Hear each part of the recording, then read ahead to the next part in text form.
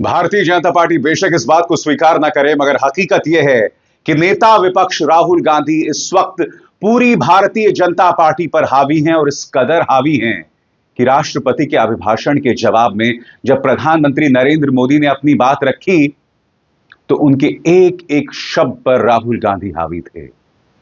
उन्हें राहुल गांधी के एक एक बयान पर प्रतिक्रिया देनी पड़ रही थी। राहुल गांधी के भाषण की छाप साफ तौर पर उन पर नजर आ रही थी। प्रधानमंत्री को यह कहना पड़ा कि हम जहर की राजनीति नहीं करते हैं। वो भारतीय जनता पार्टी जो 400 पार की बात कर रही थी, वो भारतीय जनता पार्टी जो संविधान बदलने की बात कर रही थी, प्रधानमंत्री नरेंद्र मोदी को राष्ट्रपति के अभिभाषण में संविधान की बात करनी पड़ी। प्रधानमंत्री नरेंद्र मोदी को विदेश नीति के मुद्दे पर राहुल गांधी पर प्रहार करना पड़ा। राहुल ने महाराष्ट्र को लेकर जो ताना मारा था, उसको लेकर प्रधानमंत्री को जवाब देना पड़ा। और प्रधानमंत्री की बौखलाहट इस बात को लेकर सामने उभर कर आई कि उन्होंने राहुल के पिता और देश के पहले प्रधानमंत्री पंडित नेहरू पर प्रहार किया, मगर यहां पर भी वो बुरी तरह से फंस गए। सबसे पहले सुनिए, विदेश नीति के मुद्दे पर प्रधानमंत्री नरेंद्र मोदी ने राहुल गांधी का नाम लिए बगैर कैसे प्रहार किया कि कुछ लोग मैच्योर दिखने के लिए, परिपक्व दिखने के लिए विदेश नीति पर कुछ भी कह देते हैं, बेशक देश को उसका नुकसान हो। सबसे पहले प्रधानमंत्री मुझे बताएं कि विदेश नीति पर आलोचना करना कब से देश को लेकर नुकसान हो गया है? यह आप कैसी सोच जो है वो देश में फैलाना चाहते हैं? महाकुंभ हादसे पर कोई टिप्पणी करे तो वह हिंदू विरोधी हो जाता है, विदेश नीति पर आपकी कोई आलोचना करे तो वह देश विरोधी हो जाता है। सुनिए, प्रधानमंत्री ने कल विदेश नीति के मुद्दे पर राहुल गांधी पर क्या हमला बोला था। राष्ट्रपति जी के भाषण की चर्चा के समय यहां विदेश नीति की भी चर्चा हुई, और कुछ लोगों को लगता है जब तक फॉरेन पॉलिसी नहीं बोलते तब तक वो मैच्योर नहीं लगते, इसलिए उनको लगता है फॉरेन पॉलिसी तो बोलना चाहिए फिर भले ही देश का नुकसान हो जाए। मैं ऐसे लोगों को जरा कहना चाहता हूं, अगर उन्हें सच में फॉरेन पॉलिसी सब्जेक्ट में रुचि है और फॉरेन पॉलिसी को समझना है और आगे जाकर के कुछ करना भी है, ये मैं शशि जी के लिए नहीं कह रहा हूं तो मैं ऐसे लोगों को कहूंगा, एक किताब जरूर पढ़े। हो सकता है उनको बहुत फिर कहां क्या बोलना उतनी समझ हो जाएगी। वो किताब का नाम है JFK's forgotten crisis. JF Kennedy की बात है। JFK's फॉरगॉटन क्राइसिस नाम की किताब है। ये किताब एक प्रसिद्ध फॉरेन पॉलिसी स्कॉलर ने लिखी है, और इसमें महत्वपूर्ण घटनाओं का जिक्र है। इस किताब में भारत के पहले प्रधानमंत्री, और वो विदेश नीति को भी नेतृत्व करते थे, इस किताब में पंडित नेहरू और अमेरिका के तब के राष्ट्रपति जॉन एफ कैनेडी के बीच हुई चर्चाओं और निर्णयों का भी विस्तार से वर्णन है। जब देश ढेर सारी चुनौतियों का सामना कर रहा था, तब विदेश नीति के नाम पर क्या खेल हो रहा था, उस किताब के माध्यम से सामने आ रहा है। और इसलिए मैं कहूंगा कि जरा ये किताब पढ़िए। जैसे मैंने कहा ना दोस्तों, राहुल गांधी की छाप, क्योंकि राहुल गांधी ने कहा था कि विदेश मंत्री जो हैं वो अमेरिका गए थे ताकि कोई प्रधानमंत्री को निमंत्रण दे दे। इस बयान पर आपको याद होगा किरण रिजिजू को भी बहुत जबरदस्त मिर्ची लगी थी, और प्रधानमंत्री ने इसी बयान पर टिप्पणी की थी। इसीलिए मैं कह रहा हूं कि राहुल पूरी तरह से उनके भाषण पर हावी थे, और आगे इंतजार कीजिए, मैं बतलाने वाला हूं। और कैसे सबसे बड़ी बात, प्रधानमंत्री नरेंद्र मोदी को आर्टिफिशियल इंटेलिजेंस पर बयान देना पड़ा। हालांकि वो देश के सामने भारत की क्या रणनीति होगी यह नहीं पेश कर पाए। उन्होंने कहा कि हम आर्टिफिशियल इंटेलिजेंस पर तरक्की कर रहे हैं, मगर बहुत बड़ा सवाल, चीन जिस तरह से तरक्की कर रहा है, अमेरिका को चुनौती दे रहा है, अमेरिका और चीन में जिस तरह की प्रतिस्पर्धा चल रही है, भारत क्यों पिछड़ा हुआ? इस सवाल का जवाब प्रधानमंत्री ने क्यों नहीं दिया? राहुल गांधी ने आर्टिफिशियल इंटेलिजेंस पर जो बातें कही थी, जिसमें उन्होंने आर्टिफिशियल इंटेलिजेंस को चीन के साथ जोड़ा, अमेरिका के साथ जोड़ा, युवाओं की तरक्की के साथ जोड़ा, यहां तक कि जातीय जनगणना के साथ जोड़ा और खूबसूरत विचार रखे, उसके जवाब में प्रधानमंत्री क्या कहते हैं? हालांकि उन्होंने कोई ब्लूप्रिंट सामने नहीं रखा और मैं उम्मीद कर रहा था कि आर्टिफिशियल इंटेलिजेंस तकनीक के ऊपर प्रधानमंत्री एक ब्लूप्रिंट सामने रखते हैं। उन्होंने क्या कहा, आप खुद सुनिए। भारत वो देश है जिसके इंडिया एआई मिशन को लेकर के पूरी दुनिया बहुत आशावादी है और विश्व के एआई प्लेटफॉर्म में भारत की मौजूदगी एक महत्वपूर्ण स्थान प्राप्त कर चुकी है। आदरणीय अध्यक्ष जी, इस साल बजट में हमने डीप टेक के डोमेन को में इन्वेस्टमेंट की बात की है और डीप टेक मैं समझता हूं हमारे लिए तेज गति से आगे बढ़ने के लिए और 21वीं सदी पूरी तरह टेक्नोलॉजी ड्रिवन सेंचुरी है। ऐसे में हमारे लिए आवश्यक है कि भारत डीप टेक के क्षेत्र में बहुत तेजी से आगे बढ़े। और प्रधानमंत्री क्यों मजबूर हुए, मैं आपको बताता हूं। राहुल गांधी ने क्या कहा था? अमेरिका से हमारी रणनीतिक साझेदारी है। इस साझेदारी का केंद्र बिंदु होना चाहिए कि कैसे भारत और अमेरिका एआई की क्रांति का लाभ उठा सकते हैं। भारत के बिना अमेरिका इंडस्ट्रियल सिस्टम का निर्माण नहीं कर सकता। अमेरिका वो नहीं कर सकता जो भारत कर सकता है, क्योंकि उनकी लागत हमसे कहीं अधिक है। हम ऐसी चीजें बना सकते हैं जिनकी अमेरिकी कंपनियों ने कल्पना भी नहीं की थी। सुनिए राहुल ने दरअसल कहा क्या था। We have a strategic partner called the United States. The partnership should focus on how India and the United States can work together to take advantage of this revolution. That is what the conversation should be on. Please understand that India is as important as the United States for the simple reason that they cannot build an industrial system without us.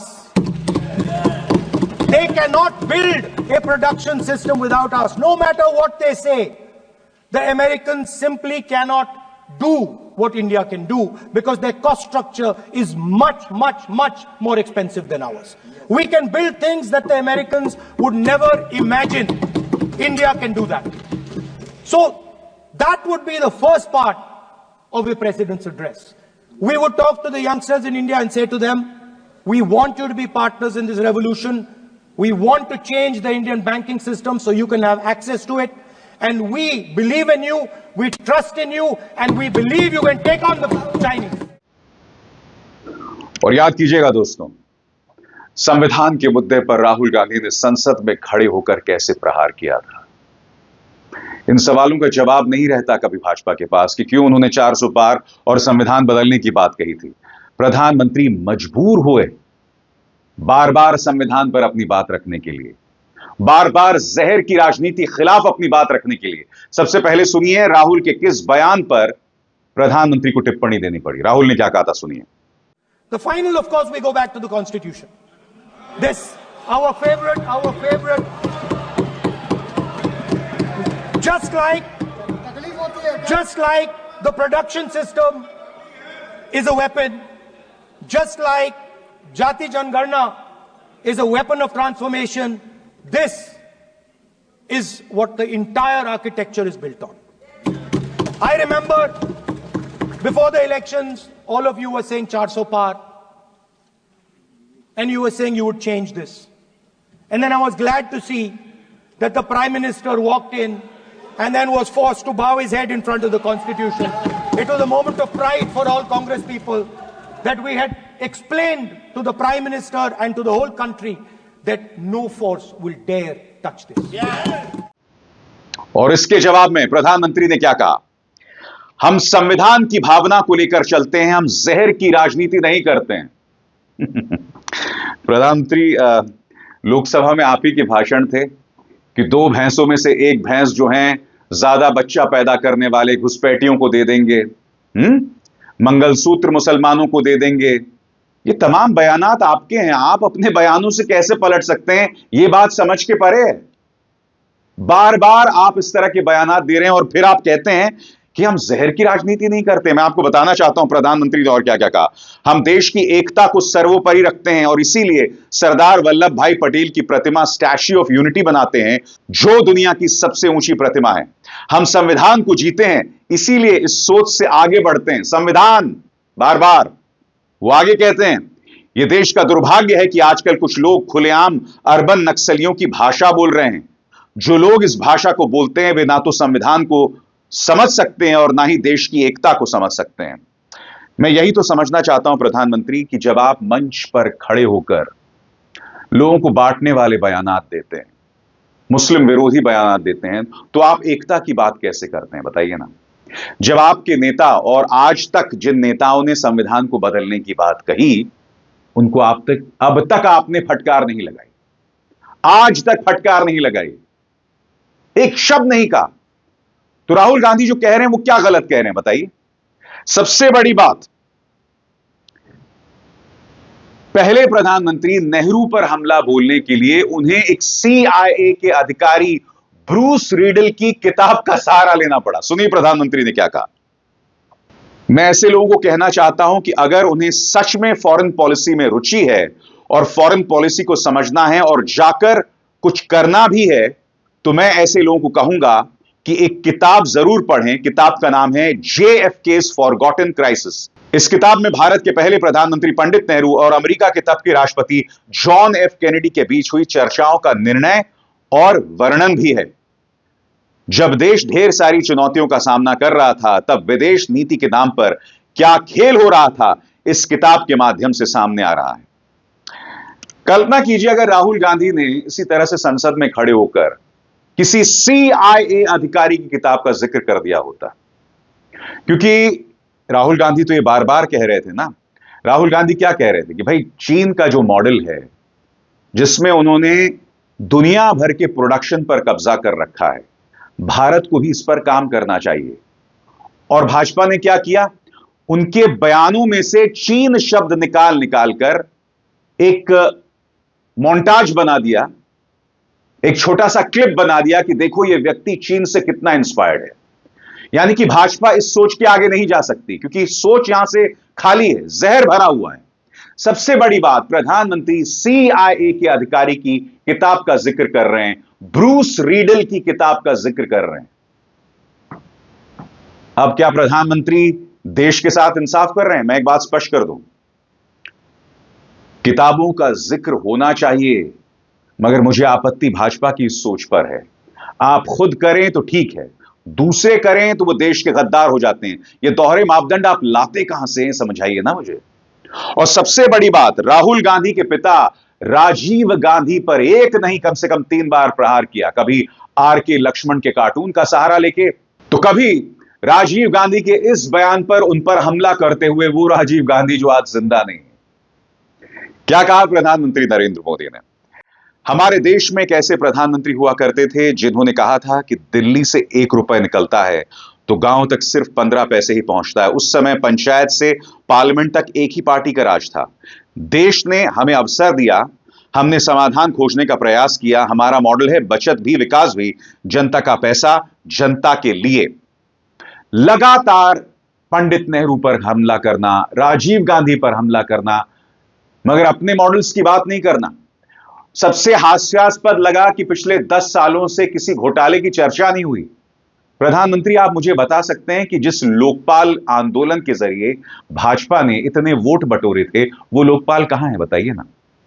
जब CAG Ayushman योजना तमाम जो expressways या अयोध्या में जो परियोजनाएं चल रही हैं उस पर टिप्पणी करता है, तो आप अपने 3 अधिकारियों का तबादला कर देते हैं। अमेरिका की एक अदालत ने गौतम अडानी पर सवाल उठाया, आप उसकी जांच तक नहीं करा रहे हैं। बताइए, जांच कराने से आप बचते हैं और फिर आप कहते हैं कि 10 सालों में कोई घोटाला नहीं हुआ और जो पैसा वहां से आया है वो हमने लोगों तक पहुंचाया है। आप घोटालों की जांच नहीं करते हैं प्रधानमंत्री, which is such a shame. Rahul Gandhi ने महाराष्ट्र के नतीजों का भी जिक्र किया। उन्होंने चुनाव आयोग में पारदर्शिता की कमी का भी जिक्र किया था। याद कीजिएगा राहुल गांधी ने क्या कहा था। राहुल ने कहा था, पहले सुप्रीम कोर्ट का फैसला आता है, चुनाव आयुक्तों का चुनाव 3 लोग करेंगे, प्रधानमंत्री, chief justice of supreme court और नेता विपक्ष। भाजपा ने इसे पलट दिया। इसके जवाब में भी प्रधानमंत्री को उतरना पड़ा। प्रधानमंत्री ने कहा कि पहले विपक्ष के नेताओं का कोई काम नहीं होता है, हमने विपक्ष के नेताओं को डाला। आप एहसान नहीं कर रहे हैं प्रधानमंत्री, पूरी प्रक्रिया को पारदर्शी होना पड़ेगा। दिल्ली के चुनावों में जो तस्वीरें सामने उभर कर आ रही हैं, चुनाव आयोग भाजपा की गुंडाई पर पूरी तरह खामोश है। सबसे बड़ी बात, पैसे का खेल हो रहा है, महाराष्ट्र में भी हुआ और अब दिल्ली में भी हो रहा है। चुनाव आयोग कोई एक्शन नहीं ले रहा है। प्रवेश साहिब सिंह वर्मा के घर पर कोई रेड नहीं पड़ती है, खुलेआम पैसा बांटा जा रहा है। राहुल गांधी ने चुनाव आयोग की इसी बात का जिक्र किया जिस पर प्रधानमंत्री को टिप्पणी देनी पड़ी थी। सुनिए राहुल ने क्या कहा था। Speaker, sir, the election commissioner used to be chosen by the Prime Minister, Leader of Opposition, and the Chief Justice. Sir, the Chief Justice was removed from that committee. Why? Why? This is a question, sir. This is a question to the Prime Minister. Why was the Chief Justice removed from the committee? Now, in a few days, I'm going to go to the meeting. I'm going to go to the meeting. There's going to be Mr. Amit Shah and Mr. Modi ji, and there's going to be me. 2-1. Why am I even going to the meeting? What is the purpose of me going to the meeting? I'm only going to the meeting to certify what Modi ji and Amit Shah ji are going to say, right? Whereas if the Chief Justice was there, there could be a discussion. Chief Justice and Leader of Opposition could say, no, we don't agree. So, there seems to be a calculated strategy. Now, just prior to the Lok Sabha, the election commissioner was changed and 2 new election commissioners were placed. Yes. We know that the election dates were changed. Yes. We know that the elections were postponed. These are facts. These are not things I am inventing. So, in order to safeguard this constitution, the entire opposition requests the data for the Maharashtra election. We request the data and the electoral voter list for Lok Sabha and the corresponding list for Vidhan Sabha. And I am very confident that the election commission will not give us this information. और इसी पर प्रधानमंत्री ने कहा कि अब हमारी संस्थाओं में, चुनाव आयोग में नेता विपक्ष का भी स्थान होता है, मगर जब बहुमत जो है वो सरकार के पक्ष में होगा तो चुनाव आयुक्तों की जो नियुक्ति है, उनका जो चुनाव है, वो निष्पक्ष कैसे होगा? यही सवाल राहुल गांधी उठा रहे थे। तो एक तरह से कहा जा सकता है कि प्रधानमंत्री नरेंद्र मोदी के एक एक शब्द पर राहुल गांधी बुरी तरह से हावी थे। और यह कहना गलत नहीं होगा कि राहुल गांधी कहीं ना कहीं देश की राष्ट्रीय राजनीति पर असर डाल रहे हैं और भाजपा इस बात को अब इनकार भी नहीं कर सकती। अविजार शर्मा को दीजिए इजाजत। नमस्कार। स्वतंत्र और आजाद पत्रकारिता का समर्थन कीजिए, सच में मेरा साथी बनिए। बहुत आसान है दोस्तों, इस ज्वाइन बटन को दबाइए और आपके सामने आएंगे ये 3 विकल्प, इनमें से एक चुनिए और सच के इस सफर में मेरा साथी बनिए।